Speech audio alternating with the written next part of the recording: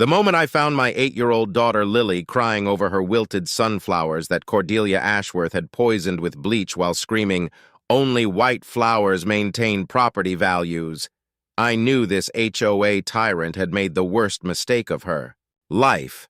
She had destroyed an innocent child's garden while targeting a father who inspects plant health violations for the state agriculture department and has access to every landscaping violation database in the county. Moving trucks rumbled down Rosebud Circle on that perfect April morning, carrying our dreams of a peaceful garden life to 1247. The neighborhood looked like something from a magazine. Pristine colonial homes with matching white flower beds, children playing on manicured lawns, everything perfectly maintained and eerily uniform. After 2 years of grief following my wife David's death from cancer, this felt like the fresh start Lily and I desperately needed. The realtor had promised a family-friendly community where children could run free and gardens could flourish. "Daddy, look at all the pretty flowers," Lily squealed, her dark curls bouncing as she ran toward our new front yard where established flower beds promised endless gardening adventures. "Can we plant rainbows here? Mommy always said gardens need every color to be happy." My heart ached at the memory. David had been an amateur botanist who taught Lily to identify flowers by their scientific names. She still carried her old field guide everywhere, pages worn soft from constant reading. This move to Rosewood Gardens was supposed to honor her memory by giving our daughter the garden paradise she'd always dreamed of creating. I was unpacking boxes labeled botanical survey equipment and state agriculture files when a woman approached with a welcome basket and the kind of smile that doesn't reach the eyes. Platinum silver bob styled to perfection, crisp white designer outfit that probably cost more than my monthly mortgage, pale blue eyes that seemed to catalog every detail of our belongings with calculating precision. "Welcome to Rosewood Gardens, dear. I'm Cordelia Ashworth, HOA president for the past 5 consecutive terms." She handed me a thick binder that must have weighed 3 pounds. "This is your mandatory floral standards manual. Only white flowers are permitted to maintain neighborhood elegance and property values. I trust you'll comply immediately with all regulations." The binder contained over 200 pages of flower restrictions, color prohibitions, and plant height limitations. Every possible gardening joy had been regulated out of existence. No red roses, no yellow daisies, no purple violets. Not even pink tulips were allowed because they might suggest non-compliant color preferences. Before I could respond to this botanical fascism, a little girl with pigtails and grass stains on her dress ran over from the house next door. "Hi, I'm Emma Chen.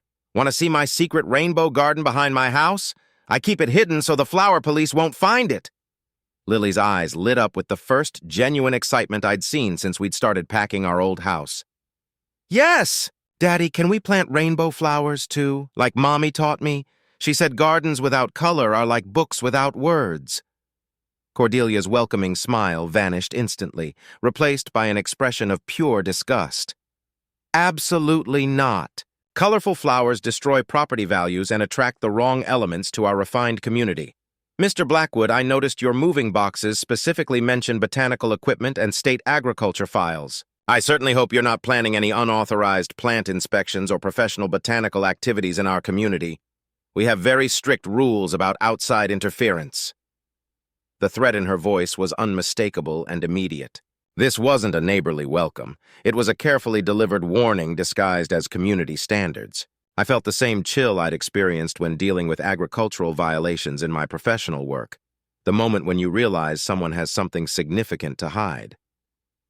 "I'm a state horticulturist," I replied calmly, watching her reaction. "I inspect plant health and document violations for the Department of Agriculture. It's my job to ensure communities comply with environmental regulations." Cordelia's face went pale. "Well, I'm sure you'll find our community in perfect compliance with all regulations. We maintain the highest standards. Now, if you'll excuse me, I need to prepare for tonight's emergency board meeting about new color enforcement protocols." As she walked away, Emma whispered to Lily, "Don't let her see your flower books. She takes them away and throws them in the trash. She did it to 3 kids already. That first day, I watched children playing in sterile white flower gardens while their parents nervously trimmed any plant showing the slightest hint of color. This wasn't a community. It was a horticultural prison disguised as suburban paradise. 2 weeks later, Lily's grandfather Robert visited for the weekend. At 72, he'd been David's father and our strongest family supporter since the cancer diagnosis.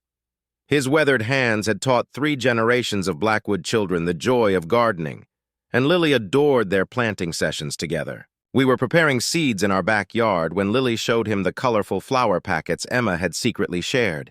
Zinnia, marigold, and cosmos seeds hidden in an old jewelry box like contraband treasure. "Can we plant the rainbow ones, Grandpa? Please? Emma says they'll make butterflies come visit, and I miss the butterflies from our old garden."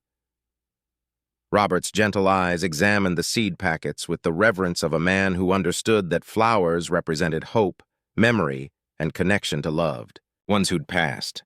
"Of course, sweetheart. Your mommy would want you to plant every color in the rainbow. Flowers are meant to bring joy, not follow someone else's rules about what beauty should look like." They were carefully spacing the tiny seeds in neat rows when Cordelia stormed across our yard, her face twisted with the kind of rage usually reserved for major crimes. She'd been watching our house through binoculars from her front window, waiting for exactly this violation. "Stop this color contamination immediately! I will not tolerate rainbow flower violations in my neighborhood." Her voice carried across 3 adjacent yards, bringing neighbors to their windows. "You people are destroying everything we've worked to build here."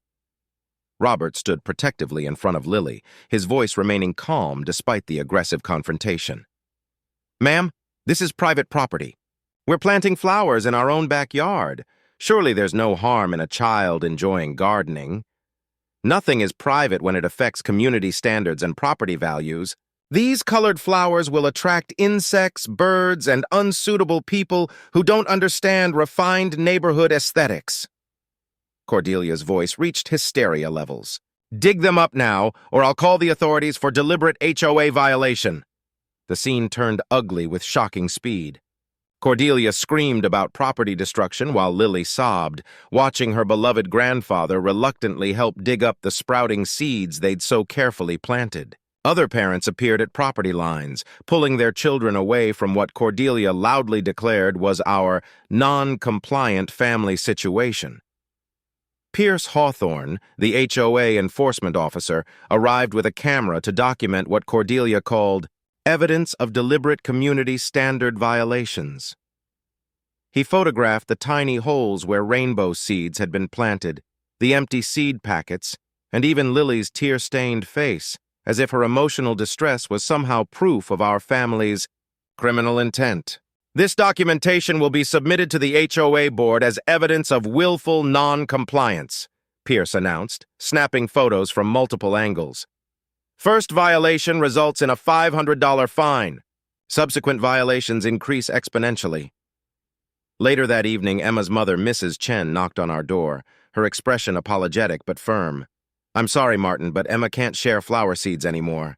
Cordelia made it very clear during her house visit this afternoon. Families who associate with rule breakers face immediate consequences. She threatened to report us for enabling non-compliant behavior if Emma continues her friendship with Lily. The systematic isolation had begun immediately.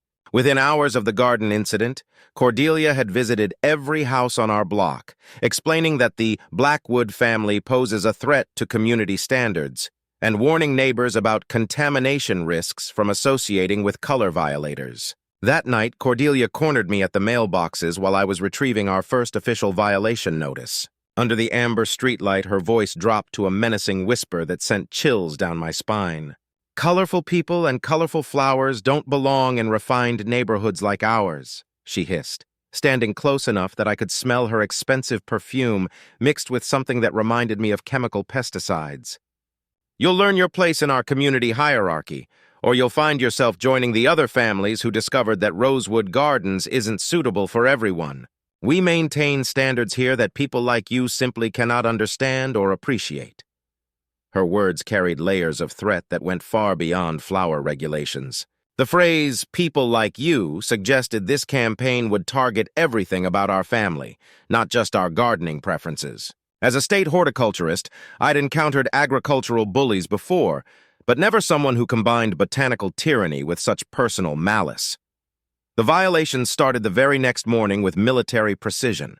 Daily notices for microscopic color traces in our white flowers, the exact same slightly pink roses growing throughout the neighborhood without any complaint whatsoever. I'd find surveillance photos in my mailbox every evening.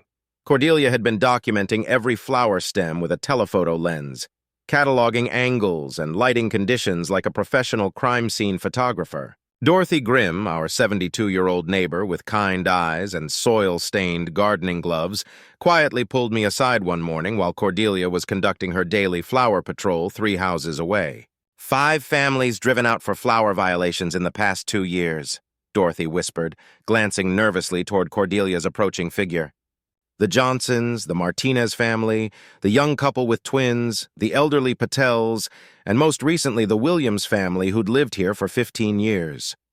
Cordelia destroys beauty for control, and she's been watching your house every day since you moved in. She has files on every family, documentation of every plant, records of every visitor. The scope of Cordelia's surveillance operation was staggering. Dorothy revealed that Cordelia maintained detailed logs of neighborhood activities, tracking when children played in yards, which families received which visitors, even what types of groceries people bought that might suggest non-compliant lifestyle choices. Lily stopped asking about flowers entirely, her natural curiosity about plants withering under the constant threat of community rejection. The other children couldn't share seeds anymore, couldn't discuss gardens, couldn't even draw pictures of colorful flowers at school without their parents receiving concerned calls about encouraging non-compliant behavior. Our dream of garden. Paradise was becoming a horticultural nightmare where every plant decision carried social and financial consequences. Each morning brought new violations with increasingly absurd justifications. White petals show excessive cream undertones suggesting hidden color preferences. Flower arrangement patterns indicate deliberate aesthetic non-compliance. Plant. Spacing suggests intention to create unauthorized visual interest. The fines accumulated rapidly. $50 here, $100 there, always for imaginary infractions that existed only in Cordelia's twisted interpretation of regulations she'd apparently written specifically to exclude any trace of natural color diversity or gardening joy. I tried photographing identical flowers in other yards to demonstrate the selective enforcement, but the HOA board dismissed my evidence during their monthly meetings. Cordelia controlled every decision, every vote, every interpretation of the rules through a combination of social pressure and what Dorothy described as information she keeps on everyone. The pattern became clear. Cordelia weaponized flower. Regulations to target families she wanted removed from the neighborhood, creating impossible standards that could be selectively enforced until people gave up and moved away. The white flower requirement wasn't about aesthetics. It was about control, submission, and systematic elimination of families who didn't meet Cordelia's personal definition of suitable residence. The breaking point came during Eleanor's monthly visit in early June. Robert's wife of 45 years was examining Lily's single hidden pansy, a tiny purple flower Emma had given her before the friendship ban, when Cordelia appeared with Pierce in what could only be described as a planned assault. Illegal flower violation in progress. Remove that colored contamination immediately. Cordelia's voice reached decibel levels that brought neighbors to their doors. This is exactly the kind of deliberate defiance that destroys community property values.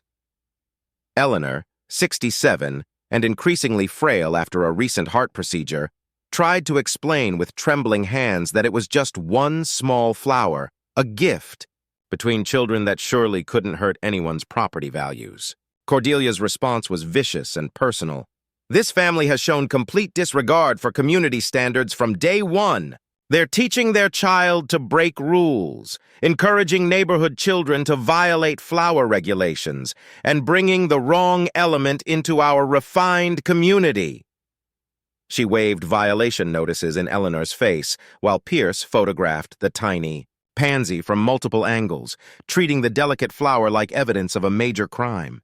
The confrontation escalated when Cordelia grabbed the pansy from Lily's hand and crushed it under her designer shoe while screaming about zero tolerance for color violations. The aggressive confrontation and deliberate destruction of a child's flower triggered Eleanor's heart condition. Her chest pain started immediately, followed by shortness of breath and the kind of pallor that signals serious medical emergency. As paramedics loaded her into the ambulance, Cordelia told them with complete seriousness that our family had a history of violating community standards and creating stressful situations through deliberate non-compliance. Robert held his wife's hand in the ambulance, his face filled with grief and anger. "Maybe if you'd just followed their flower rules from the beginning, none of this would have happened," he said, his words cutting deeper than any HOA violation. "Eleanor was trying to help, and now she's in the hospital because you couldn't just plant white flowers like everyone else." 3 days after Eleanor's hospitalization, I received a certified letter from Child Services that made my blood run cold. Anonymous reports claimed I was teaching my child to break neighborhood rules, creating an unstable environment through deliberate non-compliance, and exposing my daughter to community conflicts that demonstrate poor parental judgment. The letter detailed specific incidents: the rainbow seed planting, Lily's possession of prohibited flower materials, and what they called evidence of teaching a minor to disregard community authority. They wanted to investigate our home environment, to determine if Lily was being raised in what they termed an atmosphere of systematic rule violation. Cordelia's campaign expanded beyond our neighborhood with the systematic precision of someone who'd clearly done this before. She contacted Lily's school directly, claiming I encouraged rule-breaking behavior in children and kept dangerous plant materials in my home office that posed potential safety risks to neighborhood children. Principal Watson called me in for what she described as an urgent safety meeting regarding multiple neighbor concerns about botanical activities at your residence. The conference room felt like an interrogation as she read from a file of complaints. "We've received reports that your daughter brings unauthorized plant materials to school, shares seeds with other children against community regulations, and displays what neighbors describe as defiant behavior regarding flower rules," Principal Watson explained, her voice carefully neutral. "Unless these community issues are resolved, Lily may need to leave the garden club for the safety of other students." The absurdity was staggering. My 8-year-old daughter was being treated like a criminal for loving flowers and sharing seeds, basic childhood activities that had somehow been transformed into evidence of family dysfunction and community threat. My work performance suffered from constant harassment calls to the state agriculture department. Director Coleman pulled me aside after the 3rd complaint in a week. "Martin, these reports about suspicious plant activities at your house are affecting the department's reputation. Multiple calls about improper botanical practices and potential environmental violations are raising questions about your professional judgment. Is everything okay at home?" Meanwhile, Lily withdrew completely from the activities that had once brought her joy. She stopped drawing flowers, wouldn't play in gardens, avoided Emma at school, and spent most afternoons hiding in her room with books that didn't contain any colorful pictures. The creative, joyful child who once collected wildflowers and identified plants by their scientific names was disappearing before my eyes. Anonymous reports flooded the school administration about dangerous botanical activity at our house and inappropriate plant exposure that supposedly put other children at risk. False claims about chemicals, unsafe gardening practices, and environmental hazards created by a professional horticulturist whose job involved ensuring plant safety. Each report chipped away at my professional reputation and Lily's childhood innocence. The systematic campaign was working with devastating efficiency. Cordelia was isolating us from every support system: neighbors, school, work, even family members who blamed us for the ongoing drama. The flower wars had become a siege against everything we loved, turning our dream home into a battlefield where my daughter's happiness was the primary casualty. Desperate to comply and protect Lily from further trauma, I planted only regulation white flowers throughout our entire yard. I taught Lily about different white varieties: gardenias, white roses, jasmine, magnolias, hoping to preserve some gardening joy within Cordelia's impossible rules while demonstrating our complete submission to community standards. Even total compliance wasn't enough to satisfy Cordelia's need for botanical control. She claimed our white flowers were the wrong shade because they showed cream undertones that suggest hidden color preferences. She complained that our white roses attracted the wrong types of insects and our jasmine bloomed too enthusiastically for proper neighborhood aesthetics. Nothing would satisfy her because the flower regulations were never really about flowers. They were about power, control, and the systematic removal of families who didn't meet her personal standards for neighborhood composition. Then came the midnight poisoning that changed everything. I discovered our compliant white garden destroyed on a Tuesday morning, every plant withered black from what appeared to be industrial-strength bleach applied with malicious precision. The chemical burn patterns showed deliberate application to root systems, designed to kill plants quickly and completely. My security camera had captured Vivian Sterling, Cordelia's enforcement lieutenant, creeping across our yard at 2:47 a.m. with a spray bottle and flashlight. When I presented the video evidence to the HOA board during their emergency meeting, they dismissed it with barely a glance. Insufficient proof of intentional damage, Board Secretary Maxwell ruled, though the video clearly showed deliberate plant destruction by a known HOA associate. Could be accidental contamination from lawn care chemicals. The gaslighting was complete and systematic. Video evidence of criminal plant destruction was declared insufficient, while microscopic color traces in approved flowers justified hundreds of dollars in daily fines. The next morning, Lily's secret rainbow-potted flowers hidden on our back porch were dead, too. Pansies, marigolds, and cosmos Emma had given her before the friendship ban. Dr. Kim, a plant pathologist I called for emergency testing, confirmed what I already knew. Someone used concentrated bleach solution specifically designed to kill plants quickly and completely, she reported after examining the dead flowers under laboratory conditions. This wasn't accidental contamination or natural plant disease. This was botanical murder committed by someone with knowledge of plant vulnerabilities and access to professional-grade chemical herbicides. The fines escalated to crushing levels, designed to force foreclosure and neighborhood departure. $15,000 accumulated over 6 weeks for completely fabricated flower violations, daily penalties for non-compliant plant arrangements, aesthetic rule violations, and continued defiance of community standards that existed only in Cordelia's twisted imagination. My savings account disappeared into legal battles and constantly replacing poisoned plants. Attorney Park was overwhelmed by the volume of false claims and clearly outmatched by Cordelia's brother's law firm that handled all HOA legal work, a massive conflict of interest that nobody in community leadership seemed willing to address or acknowledge. "This is like fighting the mob," Attorney Park admitted during our third consultation. "Every legal challenge gets buried in paperwork, every piece of evidence gets dismissed through technicalities, and they have unlimited resources while you're paying out of pocket for basic justice." Robert used the ongoing HOA drama to threaten reduced custody time with Lily, claiming the flower conflicts demonstrated my inability to provide a stable environment. "This obsession with gardens is affecting everyone in the family," he said during an especially painful phone call. "Maybe Eleanor was right when she said you're too focused on plants to properly parent. Maybe Lily would be better off with less exposure to all this community drama." Working overtime to pay the mounting fines meant rarely seeing my increasingly depressed daughter. The man who'd once found joy in every garden was becoming a stranger, working constantly to fight battles I seemed destined to lose while my child suffered the consequences of my refusal to submit to flower fascism. Banker Morrison called about our mortgage with the kind of serious tone that signals impending disaster. "These HOA liens are approaching foreclosure territory, Mr. Blackwood. We're looking at $17,000 in accumulated fines plus legal fees and interest charges. You need to resolve this flower situation immediately, or we'll be forced to begin foreclosure proceedings within 60 days. Then I discovered the most devastating attack of all.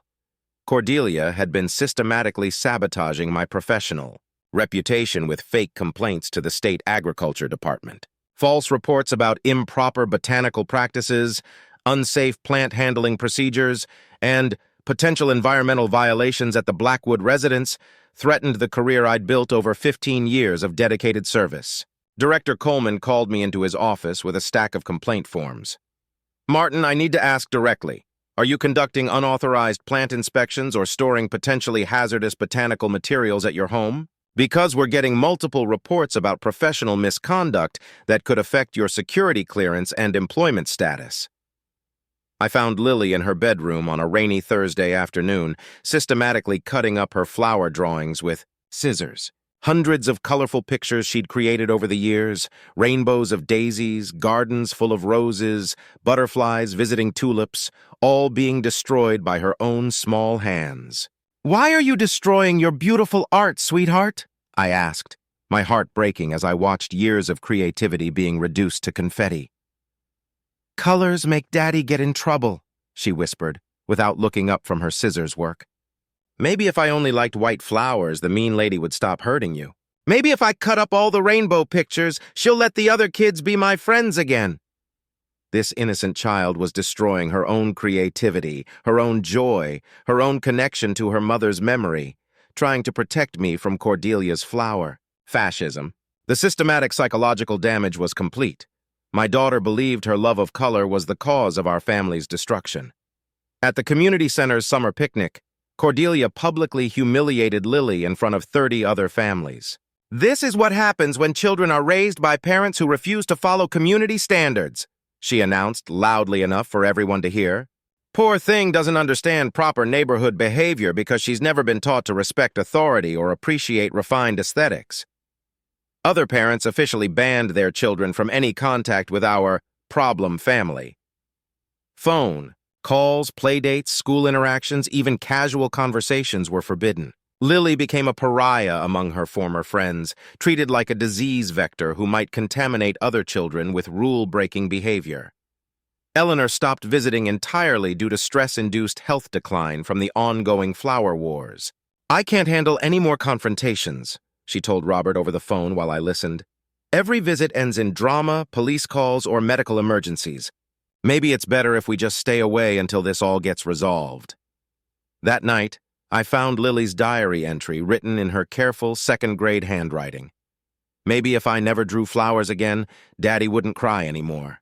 Maybe if I told everyone I hate gardens, the mean lady would stop being angry. Maybe if I was a different little girl, we could be happy again. The systematic destruction of my daughter's joy was complete. Cordelia had achieved total victory, or so she thought. Dorothy revealed her devastating secret on a moonless night in late July. Her late husband had served on the HOA board for 12 years before Cordelia's rise to power, and Dorothy still had his master key to the community office, a key she'd kept hidden for 3 years, waiting for the right moment to expose what she'd suspected all along. "What Cordelia's doing isn't just wrong. It's criminal," she whispered, pressing the key into my palm behind her garden shed. "Harold kept detailed records before he died."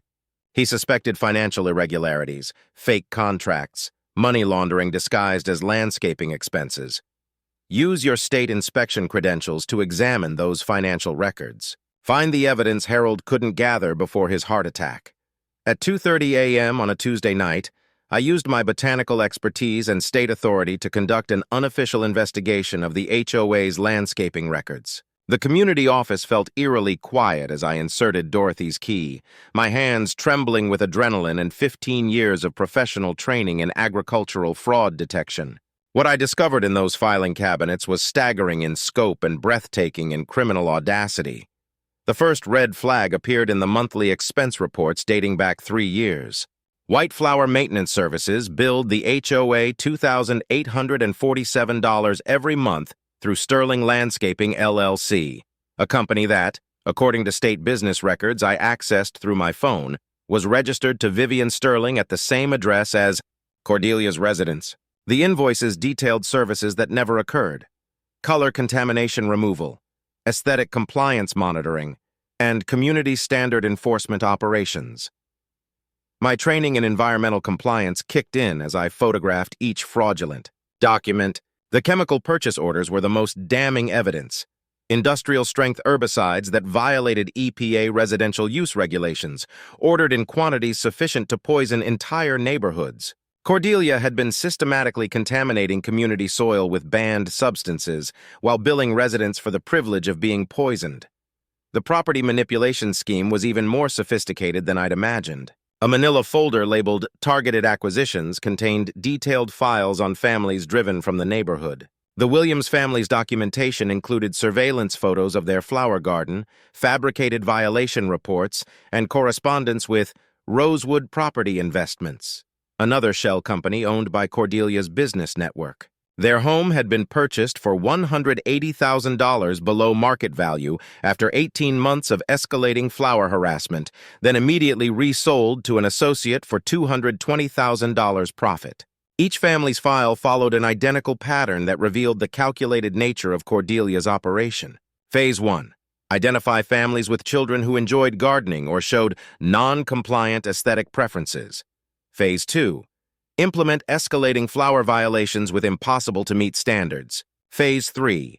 Chemical sabotage of compliant gardens to justify further penalties. Phase 4. Financial pressure through accumulating fines until forced sale becomes the only option. Phase 5. Property acquisition through network associates at below-market prices. The Patel family's file contained medical records illegally obtained through Cordelia's insurance connections, targeting the elderly couple after Mr. Patel's heart condition made confrontational tactics particularly effective. The Johnson twins' school records had been accessed to identify which children showed artistic tendencies toward color preferences that made their family suitable targets for flower police operations. My hands shook as I photographed the environmental damage reports that Cordelia had been hiding from state authorities. Soil contamination levels exceeded federal safety limits throughout the community, with the highest concentrations found in areas where families had been driven out after flower violations. Children had been playing in chemically contaminated gardens for years while Cordelia collected profits from the systematic poisoning of their neighborhood. The financial scope was breathtaking in its criminal audacity. Over $150,000 in embezzled HOA funds had been laundered through fake landscaping contracts, property manipulation schemes, and fraudulent maintenance services. Legal fees for harassment campaigns were billed to the community as compliance consulting, while surveillance equipment purchases appeared as security enhancement investments. A locked filing cabinet contained the most damning evidence of all correspondence between Cordelia and city officials, revealing corruption that extended beyond the neighborhood. Building permits for targeted families had been mysteriously delayed or denied through bribes disguised as community development donations. School district officials had been compromised through what Cordelia called educational partnership, contributions that resulted in reports about problematic families being taken seriously without investigation. The psychological warfare documentation revealed the depth of Cordelia's calculated cruelty. She maintained detailed profiles on every family, noting children's emotional vulnerabilities, elderly residents' health conditions, and single parents' financial pressures.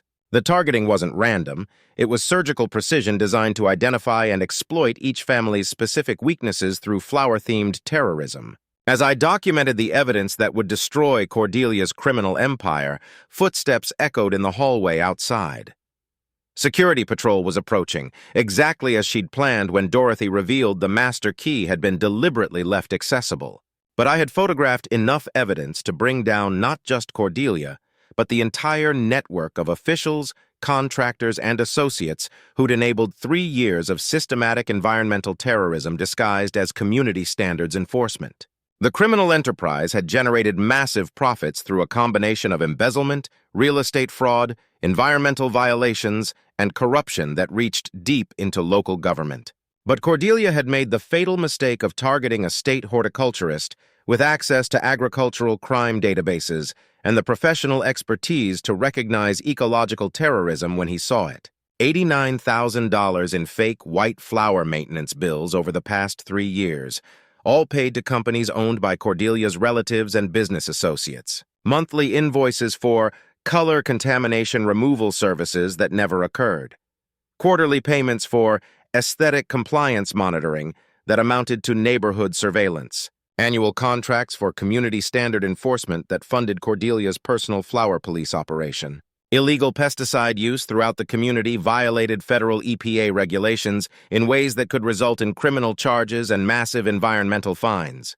Chemical contamination reports I discovered explained the mysterious plant deaths other families had experienced, not natural disease, but deliberate poisoning designed to force compliance or departure. The pattern was clear and documented. Target families with impossible flower rules, escalate harassment until they sold their homes below market value to Cordelia's associates, then flip the properties for substantial profits while using HOA funds to cover the operation's expenses. Every violation, every fine, every poisoned garden was part of a massive embezzlement and real estate fraud scheme disguised as aesthetic enforcement. The flower wars were just the visible surface of a criminal enterprise that had been stealing from residents and destroying families for years. Financial records showed 5 families had been driven out through identical patterns: impossible flower regulations, escalating fines, chemical plant destruction, social isolation, and eventual forced sale of their homes to buyers connected to Cordelia's network. The Williams family alone had lost $60,000 in forced below-market sale value. As I photographed the evidence with my phone's camera, headlights swept across the parking lot outside. Security patrol had caught me in the office during what would certainly be described as illegal trespassing and unauthorized document inspection. Cordelia had planned this moment, expecting me to eventually break into the office and giving her grounds to have me arrested for criminal activity. But I had everything I needed to destroy her empire. The emergency HOA meeting I demanded packed the clubhouse beyond capacity with families who'd been silent for years, finally showing up to demand answers about the flower police tactics that had terrorized their children and destroyed their community's peace. I stood before the community with my state credentials, federal documentation, and 3 years of criminal evidence spread across multiple tables. Cordelia Ashworth has embezzled over $150,000 through fake landscaping contracts paid to shell companies owned by her relatives, I announced, my voice carrying across the silent room. She's violated federal environmental laws with illegal pesticide use that has caused documented health risks, groundwater contamination, and ecological damage throughout our community. The room erupted in shocked voices as parents realized their children had been banned from natural flower exploration not for community standards, but to cover up environmental crimes that put entire families at risk. I presented plant pathology reports, chemical analysis proving deliberate poisoning, financial documents showing systematic embezzlement, and property records demonstrating the real estate fraud that had driven 5 families from their homes through fabricated flower violations. This was never about flowers or property values, I continued, holding up photographs of dead plants and falsified invoices. This was about money, control, and criminal fraud disguised as community standards. The white flower requirement was cover for a systematic operation designed to steal from residents and manipulate property sales for personal profit. Cordelia's complete meltdown was spectacular and incriminating. "You've destroyed our perfect white paradise!"